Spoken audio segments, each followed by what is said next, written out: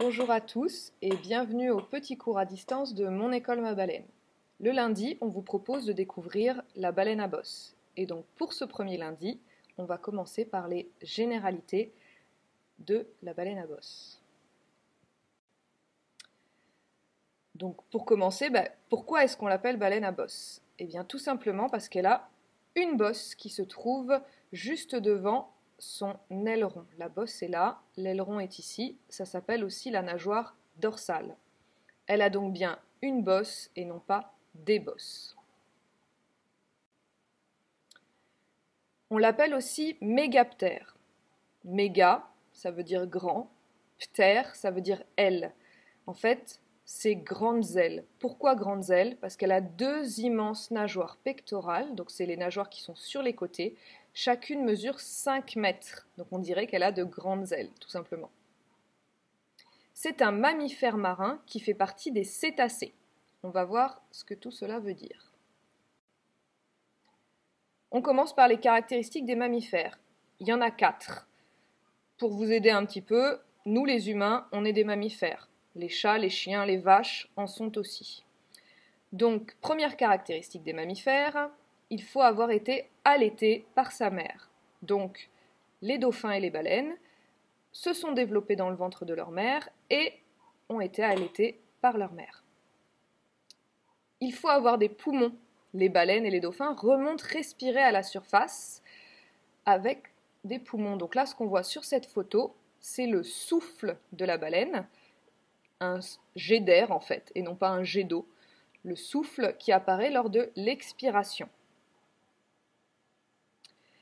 Les mammifères ont des poils, et donc oui, les baleines et les dauphins aussi. Les baleines, il y a un petit poil dans chacun des petits bulbes qu'elle a sur le museau et aussi sur le bord de sa lèvre. Et la dernière condition, les mammifères ont le sang chaud. En fait, ils gardent leur température corporelle constante. Donc nous, par exemple, on est à 37, 37,5. Il y a des mammifères terrestres, comme je vous les ai cités tout à l'heure, les humains, les singes, les chats, les girafes, etc. Et il y a des mammifères marins. Et dans les mammifères marins, on a 3 grandes familles. La première, c'est la famille des pinnipèdes, les phoques, les morses et les otaries. On n'en parlera pas parce qu'il n'y en a pas en Guadeloupe. Ensuite, il y a les siréniens, les lamantins et les dugongs. Donc jadis, il y avait des lamantins en Guadeloupe, mais il n'y en a plus. Donc nous, la famille qui nous intéresse, c'est la famille des cétacés. Et donc dans les cétacés, 2 grands groupes, les cétacés qui ont des dents, comme les dauphins et le cachalot par exemple, et les cétacés à fanons, comme notre baleine à bosse. On va découvrir un petit peu l'origine et l'évolution de cet animal. Donc il y a 55 millions d'années, voilà à quoi ressemblaient les cétacés. À un petit loup, un petit chien, qui vivait sur Terre. Et ce petit loup, il a commencé à s'approcher de l'eau, à s'alimenter de poissons, de coquillages, de crustacés, etc. Et donc à passer de plus en plus de temps dans l'eau. Donc il a évolué. Voilà le stade suivant. Cet animal, qu'on appelle l'ambulocétus, était amphibie. Ça veut dire qu'il peut sortir de l'eau, mais il nage très très bien. On le voit d'ailleurs grâce à ses pattes qui sont palmées. Donc il a continué à passer du temps dans l'eau, l'évolution a continué, et ça a donné le Durodon, qui est apparu il y a 40 millions d'années. Là, cet animal est totalement aquatique. On voit bien qu'il a une nageoire, comme les dauphins. Il a aussi une nageoire sur le dos, et ses pattes ont rapetissé. Et cet animal donc a continué à passer du temps dans l'eau, a évolué, et il a donné les 84 espèces de cétacés que l'on connaît aujourd'hui. Donc là, vous avez une baleine, un dauphin. Et donc ces cétacés ont perdu les 2 pattes arrière, mais tous les autres membres sont toujours apparents. Alors, petit exercice. Là, je vous conseille, si vous voulez faire cet exercice, de faire une petite pause après la consigne. Donc, on a une frise qui part il y a 55 millions d'années jusqu'à aujourd'hui. Et il faut replacer donc nos différents animaux le long de cette frise. Donc pour vous aider, on vous a mis des lettres. Donc à partir de maintenant, vous pouvez faire une petite pause et replacer chacun de ces animaux sur la frise. On passe à la correction. Donc l'ambulocétus, eh bien oui, c'est le B. Il est arrivé en deuxième position. Ensuite, le dauphin, lui, il vit actuellement, donc c'est le E ou le D, peu importe. Le Durodon, si vous vous rappelez bien, lui est arrivé en troisième position. C'est le C. La baleine à bosse, le D ou le E, elle vit actuellement aujourd'hui. Et le Pictus, si vous vous rappelez bien, notre petit loup, c'était il y a 55 millions d'années. Le A. Bravo à tous. On va découvrir un petit peu l'anatomie de la baleine. En gros, ce sera la même chose pour tous les autres cétacés. Donc là, sur son dos, on l'a vu tout à l'heure, on a ce qu'on appelle la nageoire dorsale, qu'on appelle aussi l'aileron. On voit très bien la bosse qui se trouve juste devant l'aileron. Ici, tout simplement, on a la bouche. La bouche de la baleine est immense. Elle mesure 5 mètres de long. Elle descend jusqu'en dessous de son œil.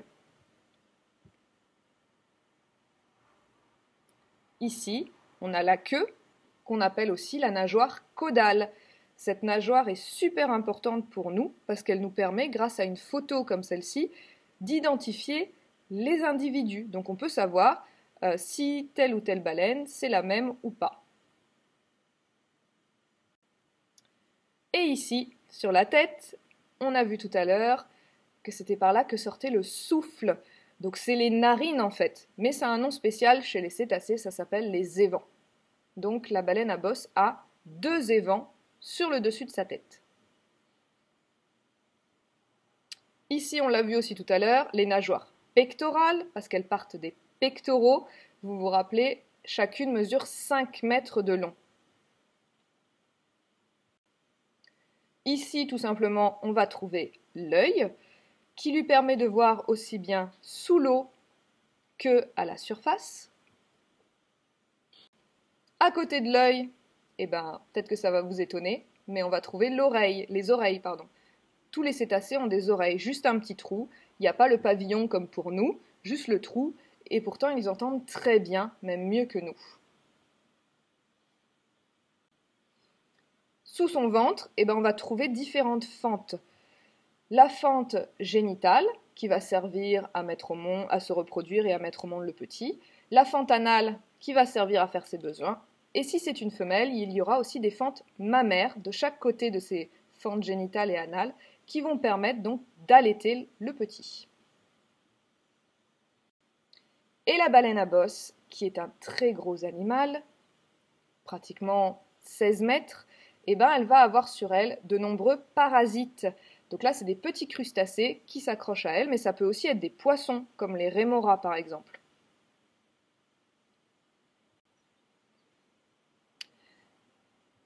On a donc fini le petit cours d'aujourd'hui. Vous aviez des petits exercices à faire sur l'anatomie, donc normalement vous devriez connaître tout ça par cœur. Si jamais vous voulez vérifier si vous êtes trompé ou pas, les exercices sont disponibles sur notre site internet.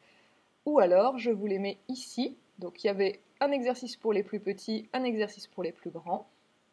Et je vous propose pour lundi prochain de réaliser ces 2 nouveaux exercices. Donc un point à relier et un autre qui s'appelle La vie de Fanny la baleine à bosse, dans lequel il faut remettre en fait dans l'ordre les différents moments de sa vie. Vous pourrez trouver ces exercices sur notre site internet dans la rubrique Activités à imprimer. Je vous remercie et je vous dis à la semaine prochaine.